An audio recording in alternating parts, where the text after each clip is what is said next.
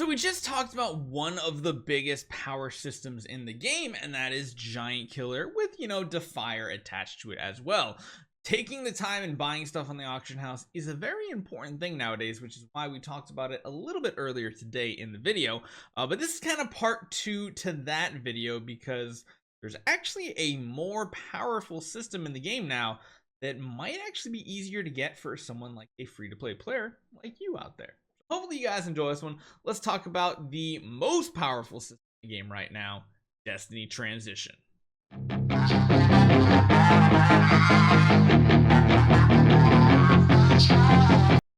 Yes, the Transition Temple. What's up, guys? Barry Gaming here, back with some more Idle Heroes. And as we said in the intro here, there is a power system even stronger than the current Giant Killer copies you can the auction house, from Soul Awakening sessions, from all these different places, and that is the Transition Temple.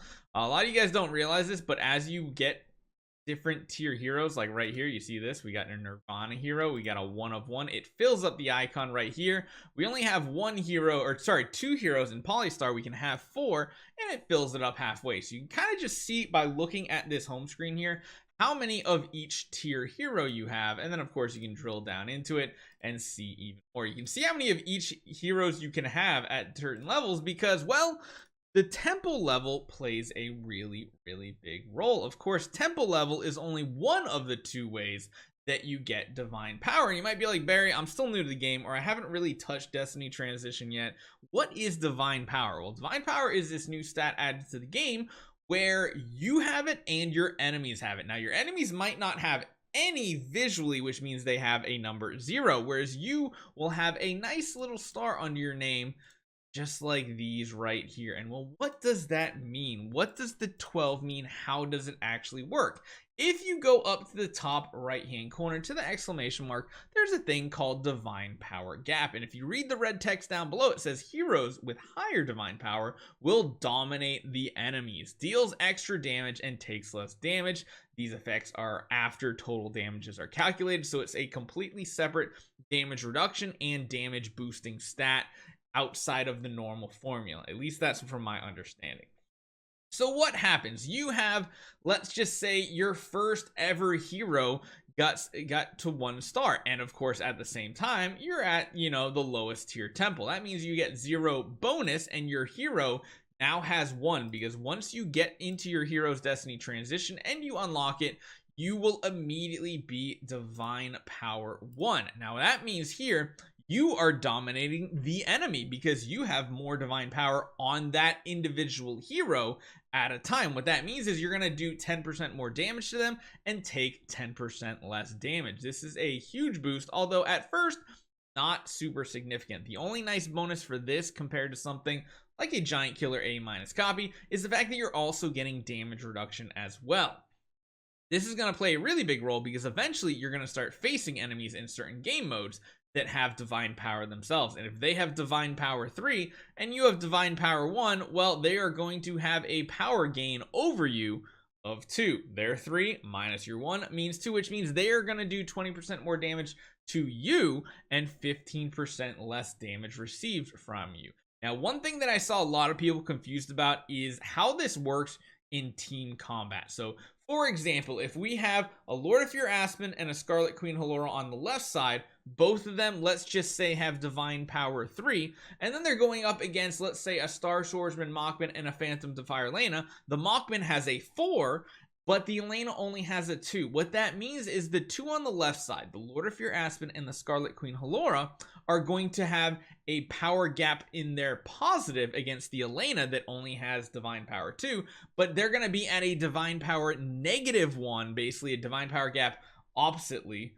The Star Swordsman Machman is going to have the 1 power gap over both of them, because they're both at level 3. So your Machman is going to be doing 10% damage and taking 10% less, which is very important, because as you guys see, when you have your account all your heroes are going to have different tiers. Now ours are very strong because, like you just saw in our divine temple right here, we have a bonus of 6 coming in from being at level 10, and then on top of that we got our first ever Destiny transition 6, because 1 2 3 4 5 6 nodes here, which means we have a 12. Now that's not something most people are going to achieve, but if you do break it down, if you're going up against people that have no divine power, like certain game modes, older game modes mainly, you're going to be doing 120% bonus damage, and you're taking 65% less damage from enemies, which is very, very significant. Even just on an account like ours, where we have some support heroes and stuff, I'm actually even considering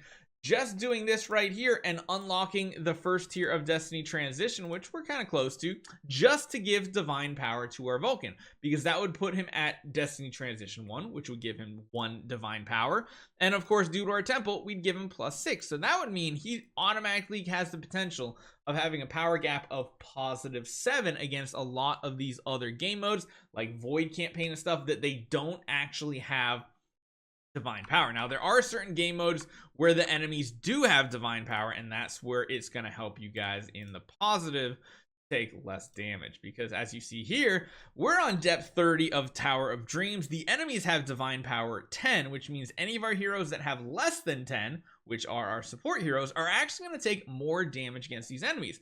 So for example, if we go into this combat right here against all 10s and we throw our lineup in, here's what it means. It means Betty is going to have that 10% bonus damage against the enemies, because of course she has a difference of 1 in her positive. But Patricia that we're throwing in is going to be in very dire straits, because she's going to be taking 100% extra damage, and she's only going to be able to deal less amount of damage to those enemies, because they are going to take like 65% less damage, or it's like 60% less from this hero. Even heroes like this, Hyperspace Hunter Ilamok, has a divine power of 9.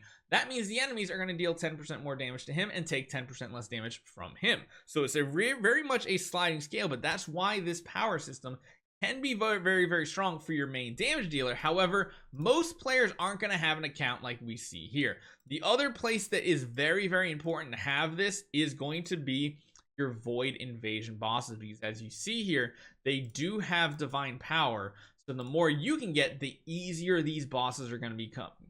Deal more damage to them, and you're going to take less damage for them, which makes things a hell of a lot easier to get progress with. So this is technically a more powerful system, but getting this unlocked on a free-to-play account is a little difficult, because as you guys know, you do need to keep saving up, and you need to get a noble core of origin on your hero, and beyond that you do have to take this to level 120. Going from 100 to 120 is a very expensive endeavor, but it is something worthwhile if you do have a noble core. This is why focusing on mainly like one hero's noble core is smart, and typically it's Lord if you're asking, because he's going to be your main damage dealer, and you're going to be investing all your stats on your account into this one hero. And once you do, you can start getting Destiny transition across multiple heroes, and it gets very powerful very fast. However, free to play, this is a long-term goal, because even in events like this one we had this week with Chinese New Year, getting this does require you to save some resources up, but you can start getting quite a few of these scattered spirit veins